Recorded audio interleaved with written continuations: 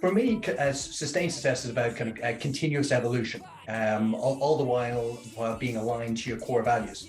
So it's about kind of being excellent at what you do, but also looking for the next thing and looking for what else will continue to give you an advantage. Hey, what's up, everybody? Welcome back, Championship Leadership Podcast. So we got Chris Caldwell across the pond, as we say, right, in Dublin currently, about to hop on a plane to head to England for a bit, to London, I believe. So thanks for being here, Chris. It's a great pleasure to be on, Nate. Thanks very much for having me. Yeah, absolutely. I'm excited. We've been working on this one for a bit, and so I'm excited to get here. But I know you've listened to a few episodes, so you've done a little bit of homework. But Championship Leadership's the name of the podcast. What comes to mind for you? What does that mean to you when you hear that?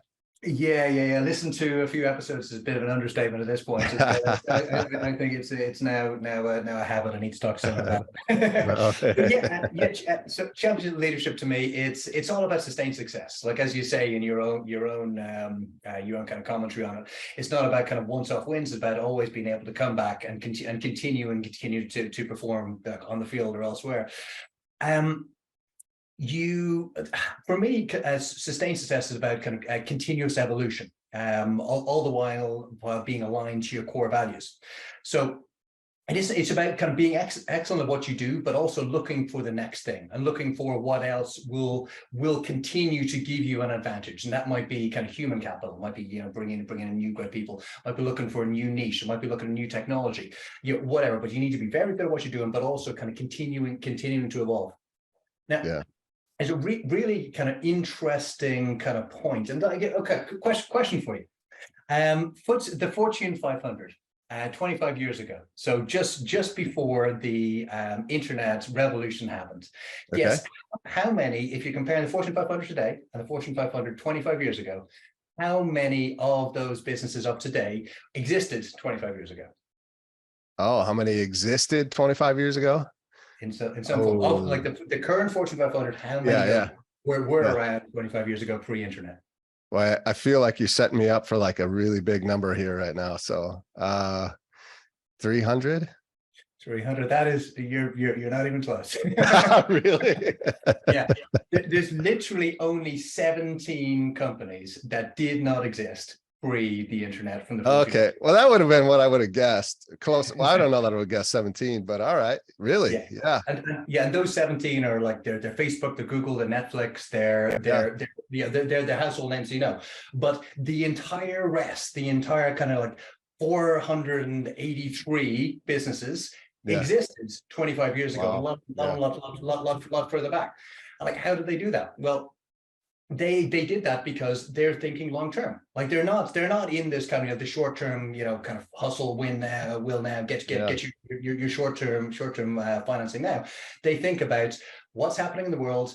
They adapt and they move forward with it. And that's, to me, that's what championship leadership is about. It's not about winning in the short term, winning tomorrow. It's about a continuous trail of success. Well, that's kind of interesting because you said something. You said sustainability, or to sustain is evolution. And I'm like, when I think of sustain, I almost naturally think of like just staying the same, right? Interesting. Yeah. And so that you really kind of piqued my interest or made me think there for a second, because I don't put the two hand in hand. Does that make sense? Yeah. Like, sustainability is all about just trying to make sure that you're around tomorrow. That's real. It's the steps that you need to take to thrive and to survive. Yeah. So it's and in an evolving world, like, sustainability will mean something different than it will today. Yeah. So, like, on the survival part of it, the sustainability is just looking at and saying, well, what are the showstoppers? Like, what things are you doing right now that you really shouldn't be doing? That will your business. Like, are you polluting a local lake? Are you using kind of child labor down your supply chain? Things like that will just end your business. That comes out, and you're like, you break all trust and you're gone. But then kind of the thriving part of it is if you're kind of thinking on a sustainable long-term view of the world, so that you want to be around for years to come. Like, McKinsey have recently done a study that says you can get a 47% increase in revenue over a 15-year period if you think long term rather than just kind of continually chasing the short term goals. So you get rid of the showstoppers and you do things that makes your business more profitable and last for longer. You're going to have a better impact right now. So like the value of your business is going to be greater right now as well. So it's there will of course be short-term trade-offs on being sustainable, because right now you need to be doing things that will cost you money. But you think the medium or long term, like it's only beneficial to you. Absolutely. Sustainability, no, and it does make sense when you think about the conversation of like, we talk a lot about championship leadership and evolving and how you stay at the top of your game, right? How do you sustain the success that you've had? And it is through evolution and continuing to be able to adapt and evolve. So yeah, absolutely. Yeah. Well, why don't you, that's a good segue, I think, for what it is that you're all about and what you do. And maybe you could, give us, the listener that isn't familiar with Chris Caldwell just yet, but they are now. If they didn't know that, they do now. So yeah, give us a little background on who you are and where you're at today. All right. The Cliff Note version. So it started out as a corporate lawyer. Actually, if I go back one step further, I did kind of undergrad in economics, business economics, Trinity College in Dublin. Then went into corporate law, because if you do a liberal arts degree like economics, you don't know what to do with your life. So it's either be a lawyer or a consultant. So I went down the law route, and that was great for a couple of years. But then got a chance to do a 3 months secondment in an investment bank. And that 3 months ago, and turned into a 10-year stint in banking, which was brilliant. Like, it was really, you enjoyed an awful lot about it, because you from being a lawyer, you're really focused on whether a piece of paper makes sense. But being an investment banker, you need to have a look at like the whole industry around the business, what they're doing, why they're doing it, whether the people have got the skills and whatever to be able to do it properly. It's a really interesting thing. But after 10 years of all of that, you like continually focusing on your quarterly profits, because that's the way they do it. And you're no more valuable in the last 6 months. I managed to get kind of pretty far up the tree. I got to kind of head of a desk. And then the financial crisis hit. And I was like, well, I finally had a chance to kind of step back off the hamster wheel, because you weren't running, because you weren't doing very much, and think about what you want to do with your life. And so I took that opportunity to say, okay, I'm just going to step off for a minute. I'm going to go back to school, do an MBA. So I went to London Business School. And went in there with kind of idea that there was more to life than banking. I wanted to be in entrepreneurship, and I was doing quite a lot of infrastructure in my investment banking, so I thought maybe something to do with that. And I was also getting increasingly concerned with the energy transition, climate crisis. Thought, okay, well, can I kind of knit all these together? Came out of school 2 years later as a founder. Started out what is Causeway Wind, started to build wind turbines up in Northern Ireland, and kind of branched out. So we do wind, we do solar, we do anaerobic digestion, do all sorts of things. So we've also branched out well beyond Northern Ireland into kind of British Isles, and we do a project in Barbados and Japan. All sorts of other places. So yeah, general kind of renewable energy developer for most of the time, and then kind of like 25% of the time we do some kind of new clean techie stuff.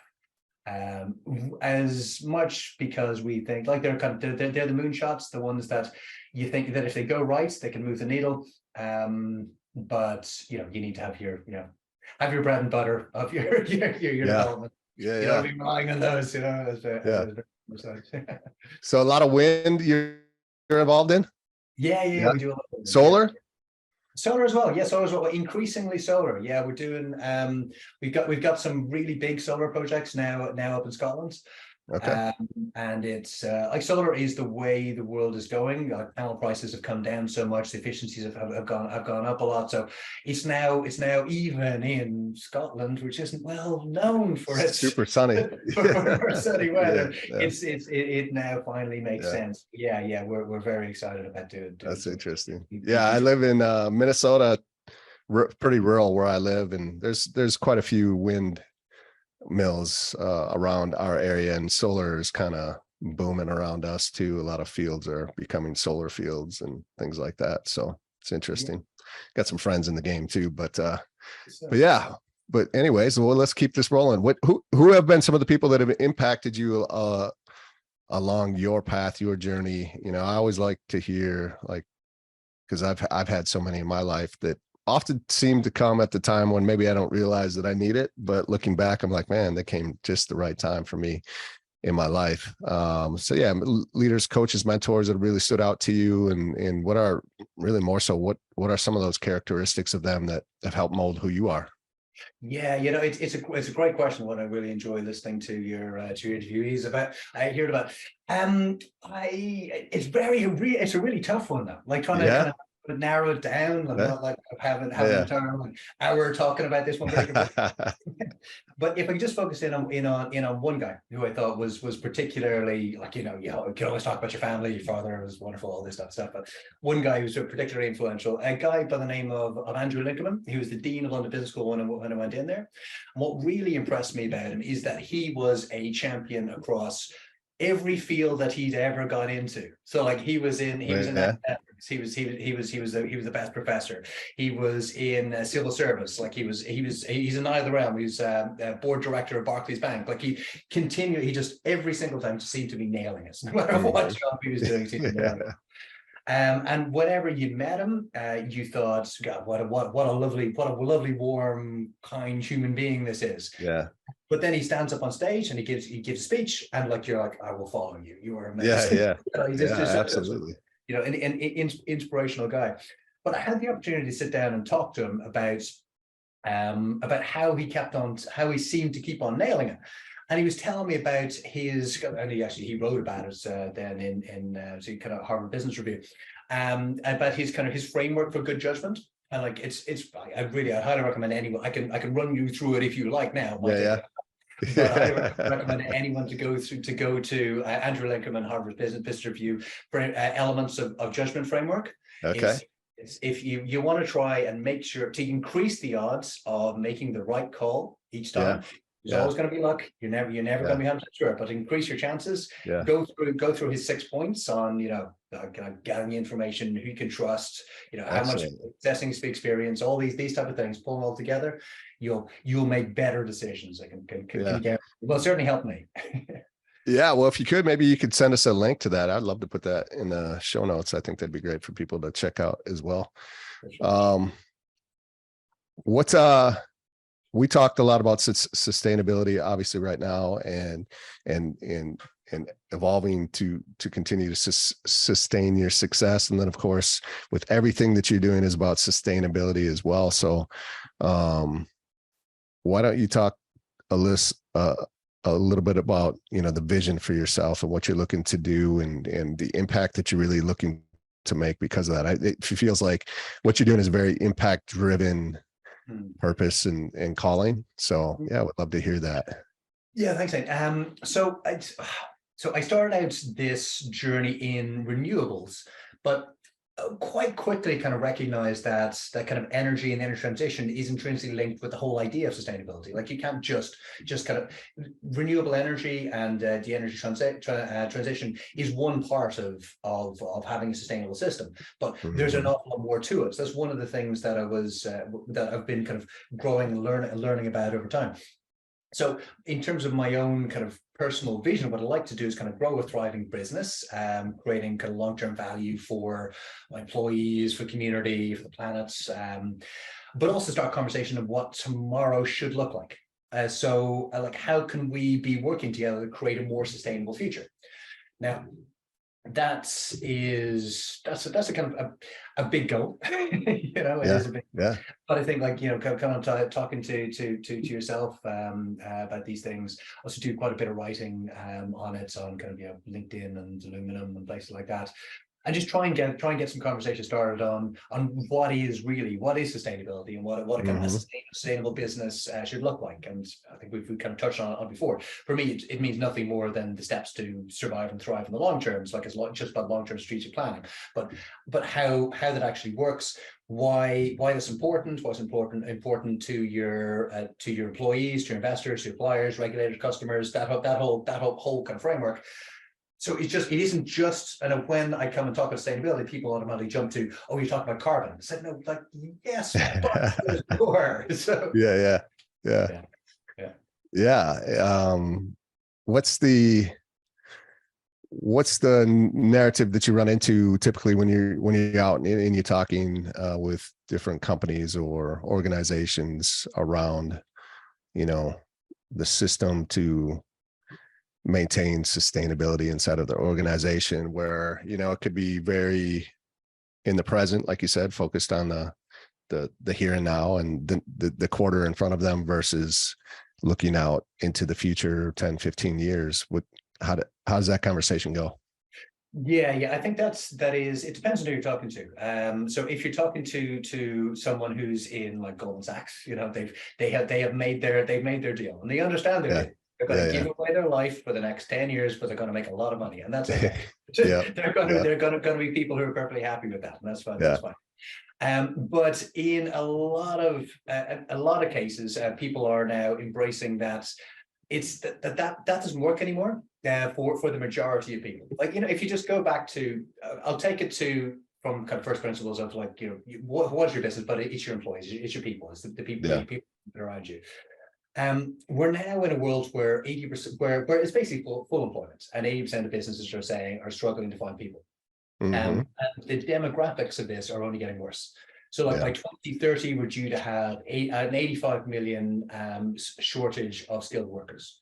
Like, that's a lot of people. That's a lot of people. Like, ChatGPT is not filling in that gap. No doubt. Right. No matter what. And of those guys and girls by 2020, 2/3 of them will be millennials and Gen Zs.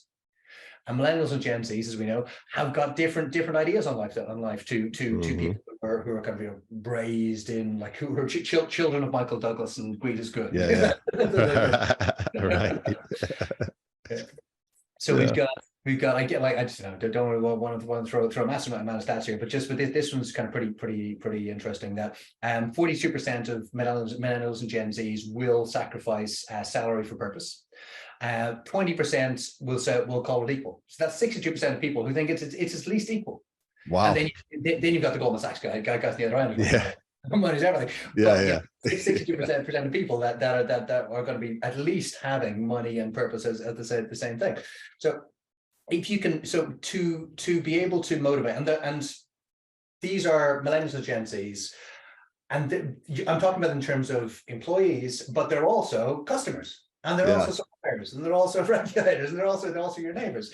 So if these are the kind of the important parts of kind of future generations, then if you want to be surviving and thriving in a world where purpose is important to a strong majority of people, you need to be aligned with that. So you need to be trying to have your own purpose and your own reason for being.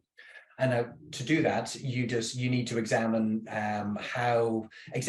what the world would be like if you disappeared. Like what the world would lose if you disappeared, and trying to understand your values. And so just going back to the Fortune 500, every single one of those businesses that's still around has got a well thought about purpose. They know what they are about, so they know what they try and drive. And some of them are like I don't know if you know, but like Starbucks, their purpose statement is nothing to do with coffee. Starbucks' purpose statement is, we believe in the pursuit of doing good. Which sounds pretty like whatever, but Molson Coors has nothing to do with beer, but they say we're uniting people to celebrate life's moments, and that's nice. I like that one. But they have the purpose. Like, what would happen if they disappeared?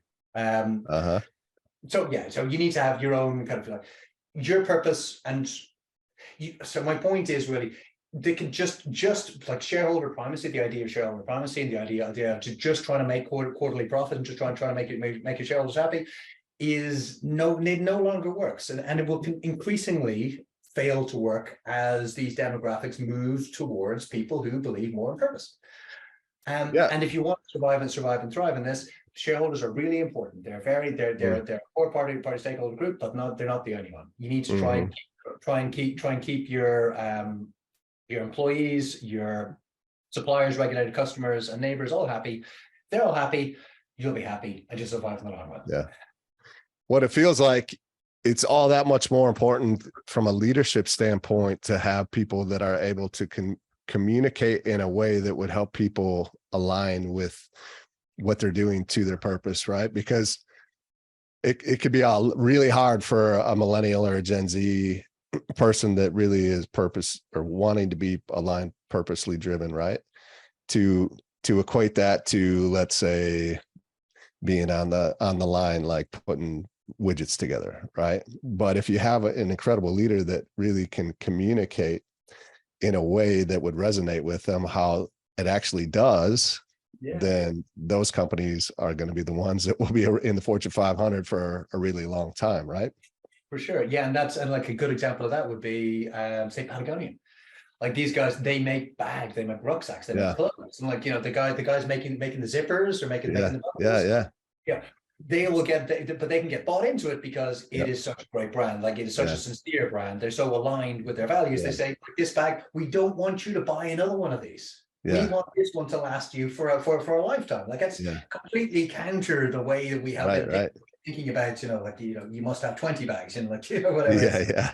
It's very, that type of alignment does allow people to bring their best selves into work. And that's, absolutely. Yeah. Well, let's keep this moving. What's a time for you? And I'm sure you're ready for this one. What's a time for you in your life where, you know, had things gone differently, you'd be in a very different place than where you are today? And I always love asking this because I think a lot of people are probably in this situation listening right now. And there's always power to hear from other people and how they've chose in those moments to help maybe them move in one way or the other. So is there a moment or two that comes to mind for you?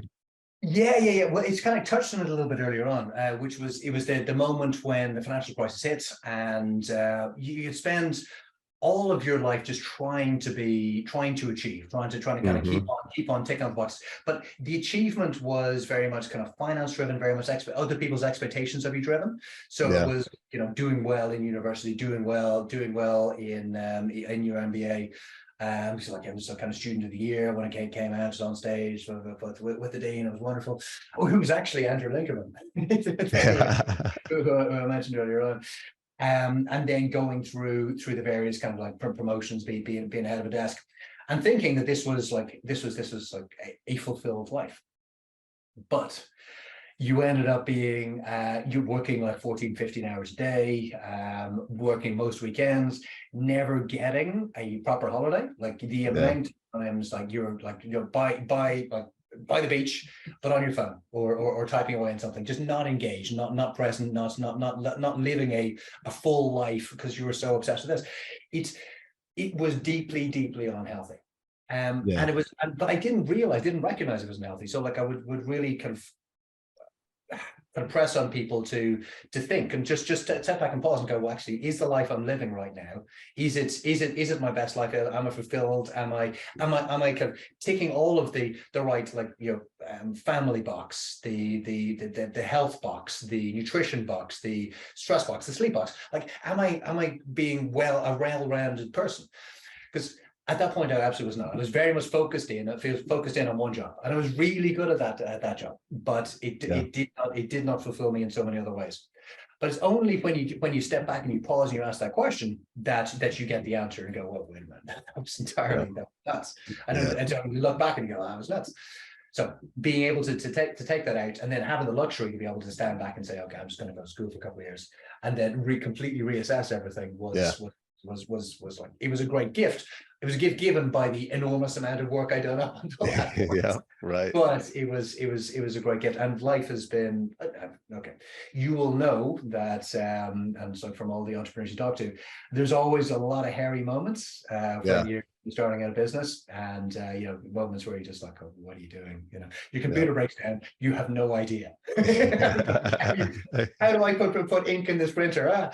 These things you just don't have to deal with when you're in a corporate. And also running out of money as well. You don't worry about that when you're exactly. Someone else's problem. But you know, I've never regretted. There hasn't been a day when I've regretted the decision. So just say the importance of taking a pause and assessing, like, quite regularly.